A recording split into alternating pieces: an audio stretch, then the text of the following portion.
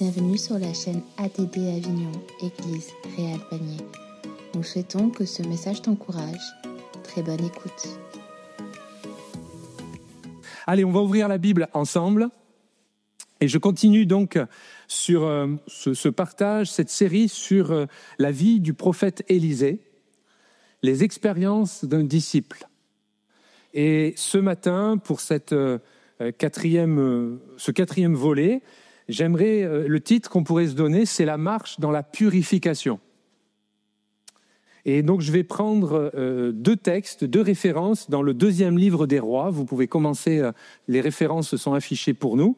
Et je vous rappelle que nos prédications sont enregistrées en audio et vous pouvez les retrouver sur tous les, sur tous les sites internet, sur les podcasts. Vous pourrez les réécouter en podcast. L'avantage, c'est que lors d'une prédication, moi ou n'importe quel autre prédicateur, on continue jusqu'au bout. Avec le podcast, vous pouvez faire pause, vous pouvez écouter, vous pouvez reméditer, vous pouvez relire la référence biblique.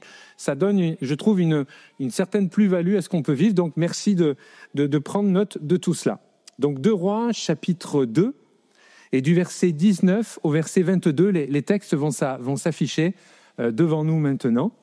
Et là, c'est un texte que nous trouvons, nous avons le prophète Élisée, avec, dans la ville, avec les habitants et la ville de Jéricho. Voilà, si tu peux passer, c'est la 3e diapo. Et on va lire ensemble, donc, à partir du verset 19 et suivant. 2 Rois, chapitre 2, verset 19 et suivant, il est écrit « Les habitants de la ville dirent à Élisée, « La ville est bien située, comme le voit mon Seigneur, mais l'eau est mauvaise et la terre ne produit rien. » Élisée il répondit, « Apportez-moi un plat neuf et mettez-y du sel. » Et ils le lui apportèrent. Il alla vers la source d'eau et il jeta du sel et annonça, « Voici ce que dit l'Éternel, je rends cette eau saine et il n'en proviendra plus ni mort ni stérilité. » Et l'eau est devenue saine jusqu'à aujourd'hui, conformément à la parole prononcée par Élisée. Amen. Le texte nous parle, et on fait un rapide topo sur cette situation, la présentation de cette ville de Jéricho. Je survolerai là-dessus pour aller à la pensée centrale. Il y a un aspect très positif. D'ailleurs, le texte nous le fait remarquer. Les habitants qui en parlent à Élisée, ils disent, en fait, on a une belle ville. On est bien ici. Il y a un côté très positif. Je ne sais pas si, peut-être la plupart d'entre nous, or peu importe, il y a telle ou telle année vous avez fait ça, mais quand on cherche un logement en location ou en achat, on va se renseigner. Alors maintenant, il y a des sites internet, ce qui n'existait pas à l'époque, on est bien d'accord. On va regarder le contexte. Pour ceux qui voudraient acheter, vous avez des sites internet où vous regardez le prix au mètre carré, voir si vous êtes à peu près dans les prix. Dans ce contexte-là, dans ce passage-là, les habitants disent « la ville, elle est bien située ». Comprenez que, certes, située géographiquement parlant, mais aussi, il y a de l'eau. Et l'eau, c'est la vie. Certains diraient « c'est le gras, c'est la vie », mais ça, c'est autre chose. Là, c'est important, l'eau, pour les besoins de l'être humain, de tout être humain, pour boire, pour manger, pour développer l'agriculture, pour cultiver, on a besoin d'eau. Et n'oubliez pas dans quelle contrée où nous sommes. Aspect très positif. Mais il y a toujours des mais, il y a toujours des côtés négatifs. Des choses à considérer, à réfléchir, à peser, à sous-peser le pour comme le contre. L'aspect négatif, oui, il y a de l'eau. Des eaux relativement en abondance, certainement. Mais le problème, c'est que l'eau, elle est impropre à la consommation. Elle est empoisonnée. C'est un détail assez embêtant. Imaginez qu'on serait, et Dieu nous fait la grâce de vivre dans un pays riche, et nous, on ne se pose pas la question, quand on achète une bouteille d'eau, si l'eau, elle est empoisonnée. Alors malheureusement, parfois, on apprend qu'il y a quand même des produits chimiques. Mais admettons, quand j'achète ma bouteille d'eau, je cache le nom, mais vous l'avez tous reconnu. Quand je prends, quand je consomme, je pars d'un concept, d'un présupposé, c'est que j'ai soif, je vais boire, ça va me faire du bien, et je ne suis pas en train de prier le Seigneur que cette eau va être avariée et que je vais boire, oui, ça va me faire du bien, mais je vais payer la conséquence dans quelques minutes. Et merci Seigneur pour le fait que l'eau que nous avons en France, c'est quand même de grande qualité. Ça, c'est un constat. Et amen, c'est vrai. Et on pense et on prie aussi pour tous nos frères et sœurs qui n'ont pas forcément de l'eau dans ce sens-là. Par contre, dans ce contexte, et on peut commencer aussi à spiritualiser, c'est que cette eau empoisonnée, et d'ailleurs l'Écriture le dit, ces habitants de l'époque, ils disent bien qu'il y a un problème, que l'eau est mauvaise et la terre ne produit rien. Sous-entendu, il y a la stérilité de la terre arrosée. Elle est stérile. Il y a certes de l'eau, mais la terre est stérile. Il y a la stérilité des animaux qui l'ont bu, stérilité des êtres humains qui s'en sont abreuvés. D'ailleurs, je regardais dans les concordances un peu des livres, un peu les théologiens nous notent que très certainement, alors vraisemblablement, vous le prenez ou vous ne le prenez pas, mais vraisemblablement, un nombre de fausses couches assez important par rapport à d'autres lieux et d'avortements accidentels.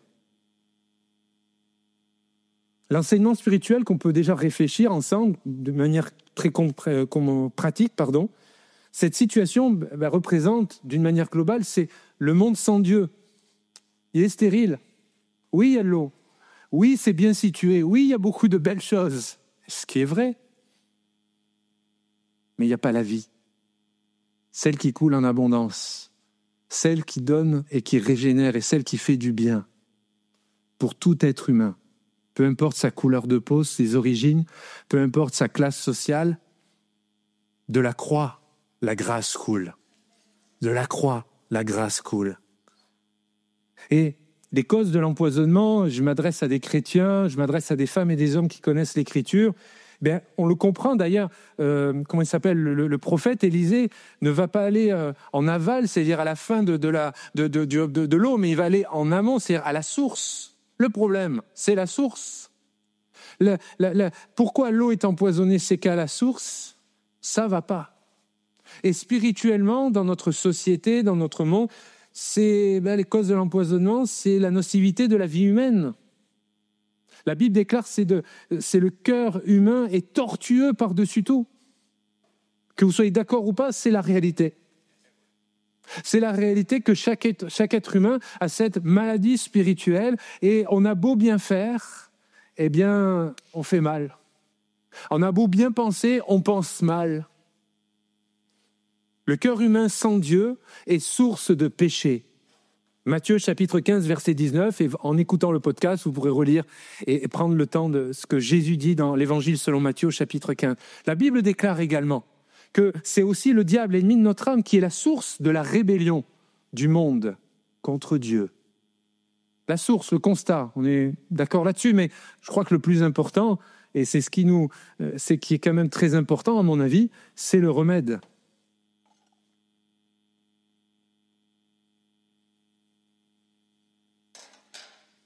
Ça tient. Encore. Le remède. Dans ce texte-là, nous découvrons, par la grâce de Dieu, un formidable miracle qui va se passer. Le texte est court de notre lecture. Le texte va à l'essentiel, mais ô combien direct et beau, je trouve. Il y a d'abord, l'Écriture nous parle, au verset 20, je le relis pour nous, et l'homme de Dieu, Élisée, déclare, en parlant à ces personnes qui l'ont apostrophé, « Apportez-moi un plat neuf. » Alors j'ai pris ça, pour que ce soit transparent dans quelques instants. « Apportez-moi un plat neuf. » Et c'est le symbole de la nouvelle alliance, les amis. Parce qu'on ne peut pas faire des nouvelles choses avec des vieux habits. On ne peut pas permettre à Dieu de pleinement agir dans nos vies si on n'est pas pleinement converti. Et là, il fallait que toute l'Église dise amen, je pense. Parce qu'on peut avoir une vie chrétienne ou un mode de vie. On peut aimer la louange. Mais rien ne remplace la présence du Saint-Esprit. C'est ce que nous vivons ce matin et depuis des mois dans l'Assemblée. On peut avoir une louange dite de qualité, techniquement, et c'est ce qu'on partageait avec les amis tout à l'heure en préparant ce temps de culte, en priant avec le groupe de louanges et les techniciens. Mais nous, ce qu'on veut pas, ce qu'on refuse, c'est pas que techniquement ce soit bien. Ce que nous désirons, c'est que le cœur de Dieu soit honoré et béni. C'est qu'il y ait vraiment la présence de Jésus par son Saint-Esprit. Nous croyons et nous sommes convaincus que Dieu est là par son Esprit. Et c'est ce qui fait toute la différence. Et c'est ce qui doit toujours faire la différence dans chacun de nos rassemblements. Le texte nous parle d'un plat neuf. Quel est ton plat ce matin ? Alors vous me direz, tu parles d'un plat alors qu'il y a le pique-nique tout à l'heure. Je vous avoue, je n'avais pas réfléchi à ça. Ça, je vous reposerai la question tout à l'heure. Je dirai, alors, qu'est-ce que vous avez préparé aujourd'hui ? Le gourmand que je suis, je vous dirai ça. Mais là, on recolle au texte, apportez-moi un plat neuf. Il aurait pu très bien dire, apportez-moi un plat. Sous-entendu, tout court. Mais un plat neuf, c'est-à-dire un plat qui n'a jamais servi. Il est neuf. Généralement, alors, j'extrapole le texte, parce qu'à l'époque, ce n'était pas comme ça, mais quand vous et moi, nous avons quelque chose de neuf, il est encore emballé. Il faut que je le déballe. Parce que si on me dit qu'il est neuf avec plein de traces, ça sent pas bon. Est-ce que je suis pas en train de me faire rouler ? On m'a dit au magasin qu'il est neuf, mais en fait, je vois bien qu'il y a des éraflures. Non, l'Écriture nous dit, apportez-moi un plat neuf. Et il est écrit, et mettez-y du sel. On va en parler dans quelques instants. Neuf, comprenons le terme, signifie inédit. Quand on peut suivre, quand vous regardez un film à la télé ou une série sur une plateforme, etc., on peut connaître déjà des histoires, mais ce qui est intéressant avec ce qu'on peut vivre aujourd'hui, c'est des séries inédites. Une histoire nouvelle. De connaître les films que l'on connaît déjà à la fin, bon, ma foi, ça peut être pour les cinéphiles qu'on peut être, mais ma foi, ce qu'on veut, nous, c'est quelque chose d'inédit. L'œuvre de Dieu, dans chacune de nos vies, doit être inédite. Moi, je bénis Dieu pour ce qu'il a pu faire pour telle ou telle personne au milieu de nous. Gloire à Dieu. Mais moi, ce qui m'importe, c'est ce qu'il va faire dans ma vie. Et ça, c'est pas de l'orgueil, c'est juste de prendre position, de se dire, Seigneur, je désire, je le veux. Et quand le prophète, merci de l'avoir affiché, apportez-moi un plat neuf, remarquez qu'il ne leur dit pas, je prends un plat neuf. C'est vous qui apportez le plat. C'est vous qui êtes allé chercher ce plat neuf. Et ensuite, il déclare, et mettez-y du sel. C'est eux-mêmes qui vont devoir verser le sel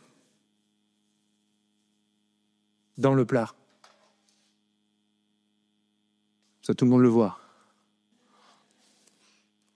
Je ne vais pas faire de bêtises, je vais le poser là. Apportez-moi un plat neuf et mettez-y du sel. Le sel, symbole de l'action de la grâce de Dieu. La grâce, comme le sel, elle crée la soif de Dieu. As-tu soif de Dieu encore ce matin ? Trop de sel, ça donne trop de goût, c'est pas bon dans un plat. Le manque de sel aussi. Comme la grâce, on a besoin, ça crée la soif de Dieu, de son œuvre, de sa parole. Ce don spirituel nous parlait de la parole de la Bible, mais moi je permets de rajouter qu'il y a aussi de mettre en application la Bible. Parce qu'on peut être on peut avoir une belle connaissance biblique, littéraire de la Bible. Mais permettez que je pense que Dieu n'en a que faire de nos connaissances littéraires. La Bible nous enseigne que Dieu cherche, et d'ailleurs il est écrit, des hommes, des femmes, des adorateurs en esprit et en vérité. Des femmes et des hommes qui sont en cœur à cœur avec Jésus par son esprit. Avec son esprit. Et là, je crois que c'est quand même une différence entre ceux qui pourraient connaître uniquement d'une manière intellectuelle et les textes de l'Écriture, et bien sûr, il faut les connaître, mais rien ne remplace, les amis, de les mettre en pratique. De les mettre en pratique. Et de continuer de dire, Seigneur, est-ce que je suis d'équerre avec ta parole ? Est-ce que je suis en règle ? Est-ce que j'ai encore soif de la présence de Jésus ? Est-ce que tu as encore soif de la vie de l'Esprit ? Est-ce que tu as encore soif de louer, d'adorer le Christ comme il le mérite, pas comme nous on le pense ? On est 200 dans cette pièce, il y aurait forcément 200 sensibilités différentes. Et c'est OK avec ça, c'est pas la question.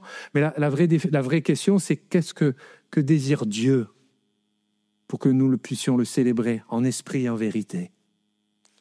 Le sel comme symbole de l'action de la grâce, donne de la saveur à l'existence. Je ne sais pas vous, mais depuis que je suis devenu chrétien, depuis que je me suis converti à Jésus, ça fait du bien d'appartenir à Jésus. Vous êtes d'accord avec moi? Ça nous fait plaisir de venir le dimanche matin, se dire, je vais retrouver ma communauté, on va pouvoir prier le Seigneur, le célébrer ensemble. Amen. Tout à l'heure, en saluant quelques jeunes frères, me disaient, on se salue, je dis, comment ça va? Il me dit, ça va, mais dimanche matin, il faut se lever, quoi. Je dis, ouais. Alors après, il se reprend, il a dû dire, purée, j'ai dit ça au pasteur, c'est pas à dire. Mais soyons honnêtes, je pense que c'est pas les seuls à le penser. Mais on est là. Et le but, c'est pas seulement de chauffer une chaise, c'est de célébrer Dieu ensemble. Et comprenons bien cette expression. Quand nous disons de le célébrer ensemble, c'est pas de le célébrer côte à côte. C'est vraiment ensemble. Dans la notion de communion fraternelle, il y a cette notion de s'unir avec. Et c'est ça le vrai défi de l'Église et de la croissance de l'Église locale et des assemblées, parce qu'on aimerait tellement que tout le monde pense comme nous. Et moi le premier, je vous avoue, j'ai découvert depuis des années, je le savais, mais je le découvre de plus en plus, que les gens ne pensent pas comme moi. En plus, ils aiment Dieu. Et le pire, c'est que Dieu les bénit. Donc ça confronte mes idées, ça confronte mes idées préconçues. Parce que s'ils aiment Dieu, ok, mais si Dieu les bénit, c'est qui le patron ici? C'est lui. Amen. Donc ça m'amène à réfléchir que peut-être que ce que je pense n'est pas aussi tellement extraordinaire que ça. Et dans ce jeu, peut-être je ne suis pas le seul. La grâce, comme symbole, le sel, comme symbole de l'action de la grâce, elle purifie et désinfecte. Parce que c'est ce que d'ailleurs le prophète va faire avec le sel. On prend bien souvent, et nous avons raison, et dans le Nouveau Testament, nous trouvons aussi une référence biblique parlant une des propriétés du sel, c'est de conserver la nourriture. Ce qui est vrai. Mais c'est aussi pour purifier, pour désinfecter. Si vous voulez aussi faire, pour les amateurs de cuisine, vous mettez une belle viande, vous la trempez dans le sel, puis après vous allez faire une viande séchée 2 mois plus tard, c'est délicieux. Mais c'est le sel qui va absorber et qui va enlever l'humidité. Et d'ailleurs, c'est ce que nous voyons là dans le texte que nous avons lu. Elle va assainir, enfin plutôt, le sel n'est pas juste un grain de sel. Ce plat, certainement très grand, avec tout le sel, les gros sels, c'est pas du sel raffiné comme ça, non, du vrai sel. Et le prophète va l'amener à la source, et on peut relire cette phrase au verset 21. Il alla vers la source, il jeta du sel et annonça, voici ce que dit l'Éternel, je rends cette eau saine, et il n'en proviendra plus ni mort ni stérilité. Le sel est jeté à la source, symbole pour chacun et chacune d'entre nous de l'action de Dieu dans le cœur de chaque être humain. La source de nos pensées, la source de nos paroles, la source de nos actions. Et là, c'est l'image, je trouve, extraordinaire de la purification de ce que nous pouvons dire lorsque nous nous convertissons à Jésus. On a eu besoin une grande dose de sel. Et peut-être certains, ce n'était pas juste une dose, c'était des pelletées de sel. Mais gloire à Dieu. Parce que peu importe la quantité de sel qu'il a fallu dans ta vie pour être assaini et purifié, béni soit le Seigneur pour le sel divin qui est venu purifier ta vie, qui est venu assainir nos pensées, nos actions et tout ce que nous représentons, les amis. Je crois que le sel divin n'a perdu aucune de ses saveurs, aucune de ses propriétés. Chers amis, et c'est peut-être une invitation pour plusieurs, quand tout à l'heure je terminerai mon propos, c'est de vivre ce texte qui est écrit là devant vous. Apporte devant Dieu ce plat neuf, rempli de sel, dire Seigneur, purifie ma vie, Seigneur, ce matin. J'ai besoin d'être purifié. La deuxième pensée que j'aimerais développer pour nous, c'est la purification pendant la marche chrétienne. Et là, je m'adresse à beaucoup de croyants, d'hommes et de femmes qui aiment le Seigneur et qui suivent Dieu. Et une purification pendant la marche, c'est vrai, mais à cause ou après une souillure accidentelle. Parce que j'ai une autre bonne nouvelle à vous annoncer. Nous ne sommes pas parfaits. Je laisse le temps de que vous méditiez cela. Je suis désolé, Ginette, tu n'es pas parfaite. Je tenais à te le dire avec beaucoup d'amour, beaucoup de miséricorde. Et toi, tu pourrais me dire, mais Cédric, tu n'es pas parfait non plus. Et tout le monde pourrait dire amen à ça aussi. Non, très sérieusement, et c'est le texte que nous lisons ensemble, qui va s'afficher là devant nous. Hop, c'est 2 Rois toujours, 2 Rois chapitre 4, du verset 38 au verset 44. C'est la soupe immangeable, avec les coloquintes.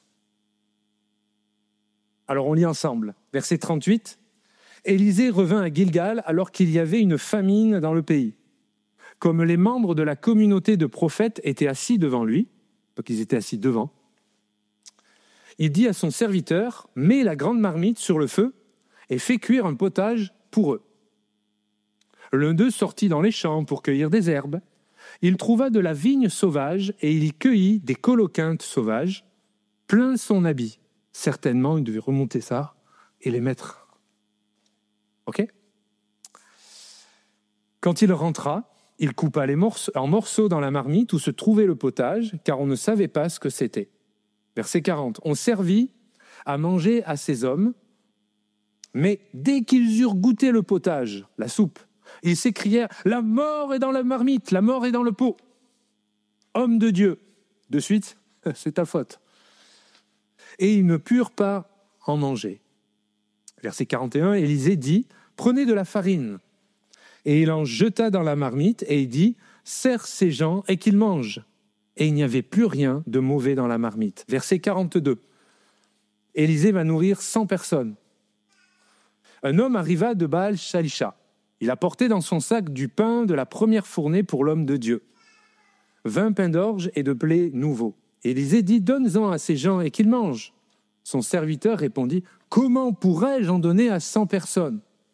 Mais Élisée répéta « Donne-en à ces gens et qu'ils mangent, car voici ce que dit l'Éternel, on mangera et il y aura des restes. » Il mit alors les pains devant eux, ils mangèrent et laissèrent des restes conformément à la parole de l'Éternel. Et je crois que, soyons honnêtes, on a besoin régulièrement de revenir devant Dieu, de dire « Seigneur, est-ce que je suis toujours pur ? Est-ce que ma robe, que mes habits sont toujours intacts, blancs ?» Cette purification est nécessaire car il arrive malheureusement aux chrétiens de pécher, de tomber. Alors, je ne parle pas du péché volontaire. Je ne parle pas de ce qui aurait été un stratagème, de calculer, non, mais parfois de notre incrédulité, de nos faiblesses. Nous sommes faibles, je suis faible. Ou de notre manque de vigilance. Je pense que c'est plus ça. C'est cet aspect des choses que l'apôtre Jean souligne dans le passage ci-dessous, 1 Jean chapitre 1er verset 7 et au verset 8, vous pourrez lire cela. Je reviens au texte qu'on vient de lire là, notamment la famine. L'expression « le pays » représente, si on réfléchit 2 secondes tous ensemble, représente le lieu même du terrain de la volonté de Dieu. On peut passer, et c'est pas parce qu'un jugement de Dieu, par un temps de famine, une saison. Et remarquez que la réaction qui suit comment ils s'appellent ? Les fils de prophètes. Ils étaient assis devant leur maître, devant Élisée, et j'ai voulu chercher dans la Bible du rabbinat, il est écrit littéralement, ils assiégeaient leur maître de questions. Vous avez tous vu des jeunes enfants qui posent toujours plein de questions, 8 questions à la seconde. Qui en a déjà eu ? Alors je reformule, qui a déjà subi ça ? Et tous les jeunes couples qui n'ont pas encore d'enfants, que Dieu vous bénisse. Papa, pourquoi c'est comme ça ? Oui, mais pourquoi ? Quelle hauteur le mur là-haut ? Et pourquoi la croix, elle est comme ça ? Et pourquoi ? Ou alors, c'est peut-être pour ceux qui voyagent, on arrive quand ? Vous devez faire un voyage de 2000 km, de 3000 pour aller au Maroc, par exemple. Et on arrive déjà à Valence. Quand est-ce qu'on arrive ?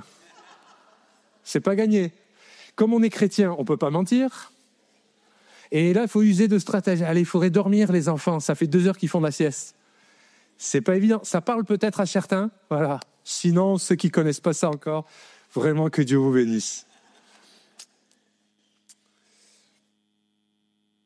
La Bible du rabbinat nous parle, ils assiégeaient leur maître. Alors je trouve que cette nuance de traduction laisse apparaître la famine, donc l'épreuve. L'épreuve, elle avait amené donc les fils des prophètes à se trouver dans un état d'irritation, d'impatience, de murmure, peut-être de rébellion, ça je ne sais pas. Parce que ce n'est pas des questions de dire sur la théologie, sur l'œuvre de Dieu, de dire « Mais Seigneur, mais Élisée, pourquoi Dieu ne nous répond pas ? Pourquoi on n'a plus de pain ? Pourquoi il n'y a pas suffisamment d'eau ? Pourquoi ?» Ils assiègent. Il y avait une certaine pression, une pression certaine. Remarquez que le texte que nous avons lu, que j'ai découpé là sur les diapositives, remarquez qu'avant même que le miracle ait lieu par rapport à la soupe, Dieu avait déjà prévu la réponse avec cet homme, on ne connaît pas son nom, mais il a été inspiré par le Seigneur pour apporter les 20 pains, et voilà, pour pouvoir nourrir. Peut-être c'est une parole pour quelques-uns au milieu de nous. Écoutez ceci. Ceci prouve que nous avons tort d'assiéger Dieu ou les autres avec nos impatiences. Je m'adresse à tous les impatients de cette salle ce matin, et j'en fais partie. J'aimerais vous rappeler que Dieu déjà a préparé une solution pour la famine, l'épreuve que tu passes. Tu ne la vois pas encore, je suis d'accord. Mais remarquez que l'homme était déjà en route. Ce n'était pas visible, mais réel. Ce n'était pas encore à la vue de ces fils de prophètes qui étaient impatients, mais Dieu était déjà, il y avait déjà la réponse du Seigneur. Peut-être qu'il y a des impatients au milieu de nous qui doivent entendre cette parole, et je le répète pour moi aussi, même si nous ne la voyons pas encore, par la grâce de Dieu, elle est en route. Alléluia. Remarquez également une autre caractéristique sur ce texte. Il y a un ordre d'Élisée, il y a un commandement, il est précis dans ce qu'il va leur demander. Il y a la famine, et il leur dit bien, je retrouve, mais la grande marmite sur le feu et fait cuire un potage pour eux. Et la réponse de l'un d'entre eux, il va aller dans les champs. Il n'a pas écouté les consignes. Sous-entendu, le prophète lui dit, bon, tu faites cuire la soupe, le potage, sous-entendu, il y a tous les aliments là. Il n'est jamais fait mention qu'ils doivent aller cueillir. Ça m'amène à réfléchir à quelque chose. Élisée commanda de faire cuire le potage, il n'a pas ordonné d'aller chercher les ingrédients, très probablement ils sont sur place. Mais celui qui va aller dans la campagne pour ramasser les légumes, on n'a pas son nom, il va prendre une initiative personnelle. On ne lui a rien demandé. Qui plus est, cette initiative, elle va être malheureuse, parce qu'il va intoxiquer tous les autres. Et remarquez que quand les autres ils vont remarquer que c'est pas bon et que c'est même que c'est intoxiqué, ils vont pas dire homme de Dieu, c'est de sa faute à lui, ils vont dire homme de Dieu, c'est ta faute. Je vous laisse relire tout ça.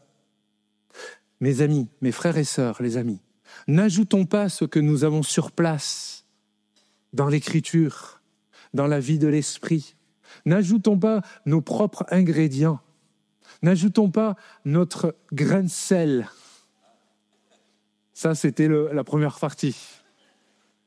Nos conceptions, nos us et coutumes. La parole de Dieu, elle a traversé tous les siècles. Et si le Seigneur Jésus ne revient pas maintenant, elle continuera. Et nous aimons dire ce qui est vrai. Elle a toute autorité sur nos vies. Okay ? Et je rajoute, même sur nos cultures. Même sur mes présupposés, sur nos conceptions. Le plus important, c'est que nous soyons agréés et agréables devant Dieu.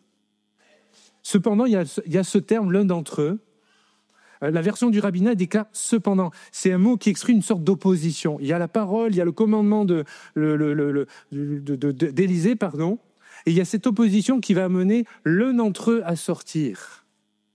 D'où, moi, ça m'amène à, je m'adresse à l'Église, je m'adresse au peuple de Dieu que nous formons, dont nous faisons partie. On peut tellement être tenté de sortir du rang. On peut être tellement tenté d'être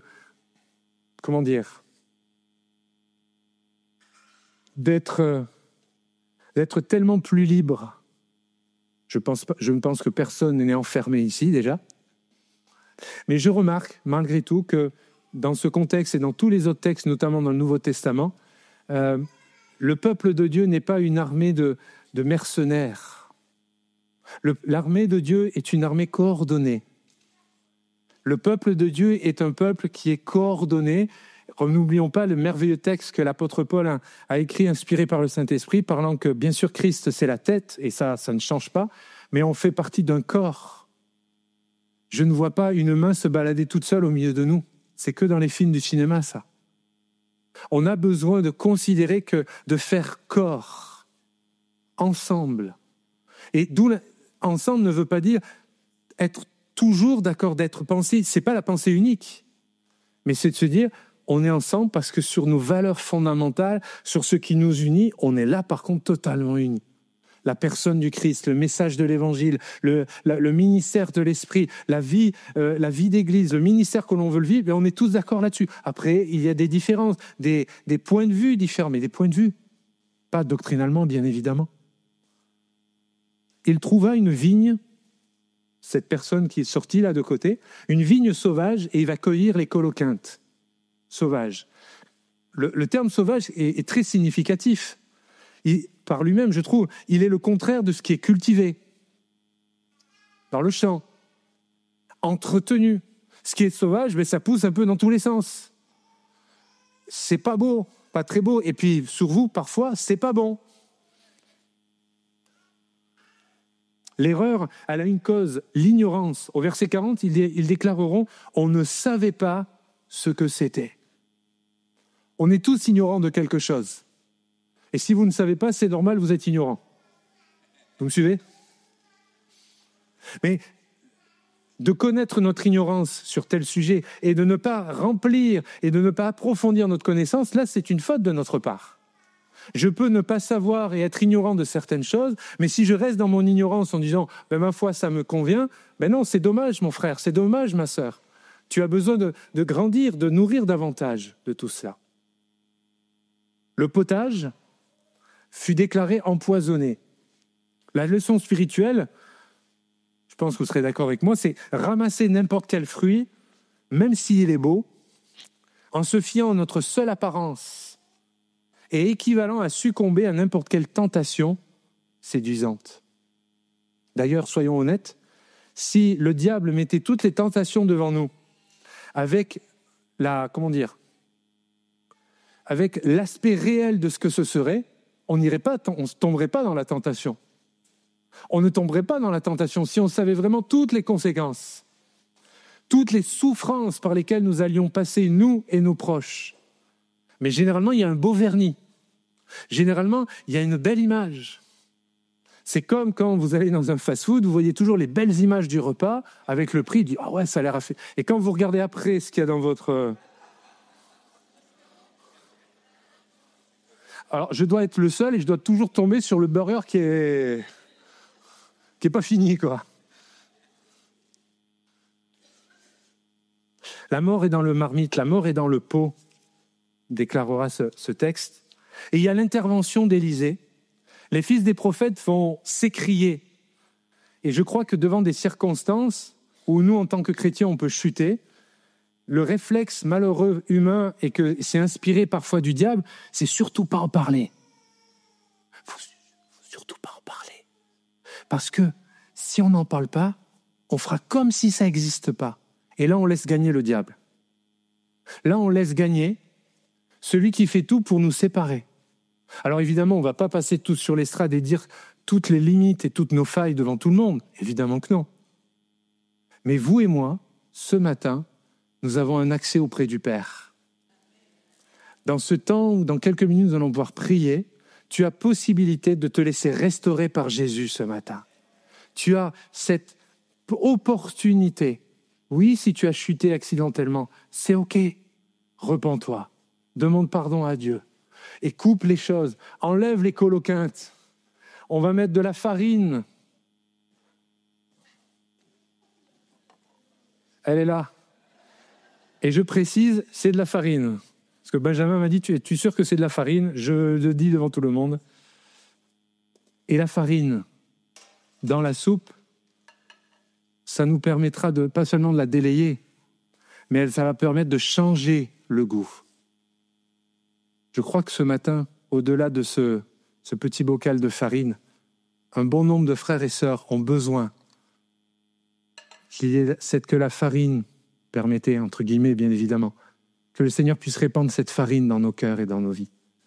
On n'est pas là pour se juger, s'abandonner. Quelqu'un me disait cette semaine, me dit oui, tu sais, c'est vrai qu'il faut faire attention. Il ne faudrait pas que l'église devienne un jour, elle devienne trop une église light. Alors je dis ça, dire quoi une église light? Moi, je croyais l'église light, les light. Dis non, mais tu sais, il faut parler de la grâce, mais il faut parler aussi de la vie, de la marche avec Dieu. Ah ouais, d'accord, ok. Je suis d'accord. Mais si je commence à couper la tête à tout le monde, ben déjà, moi, je ne pourrais plus rentrer dans l'église. C'est embêtant. Déjà pour moi. Parce que je suis justifié par Jésus. Par sa grâce, pas par mes œuvres. Nous sommes justifiés par le sang de Jésus. Non pas par nos œuvres, même si nous sommes appelés à produire des œuvres. Alors oui, évidemment, il y a une marche à suivre. Évidemment, nous voulons grandir dans la sanctification, dans la pureté, la purification, ce que nous partageons. Mais je crois que, oui, nous devons vivre davantage la grâce au milieu de nous. Vivre la grâce, c'est pas seulement la chanter, c'est pas seulement la prêcher. Je m'adresse à moi-même, aux prédicateurs. Vivre la grâce, c'est apprendre à pardonner l'autre alors qu'il mérite le feu du ciel. Mais moi, je méritais le feu du ciel. Tu méritais le feu du ciel.